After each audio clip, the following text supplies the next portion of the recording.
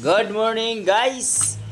Ato, mayroon akong ginagawang TMX125 Alpha. Yung sira pala ito ay yung kickang spring kasi ayaw na bumalik. Yun. At saka yung clutch lining. Yung clutch lining sunod na kasi. Kaya yung kickang spring ay putol. Kaya kailangan ipulan yung makina kasi nasa loob yung kickang spring.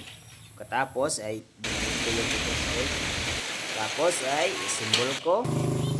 Symbol ay salpak na dahil na symbol na yun tapos sa salpak paanda rin yun one click click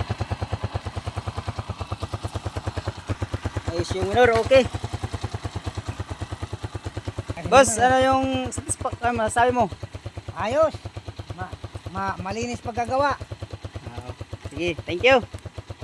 Kung may problema, balik ka lang. lang dito Oh, para anong nating gawin.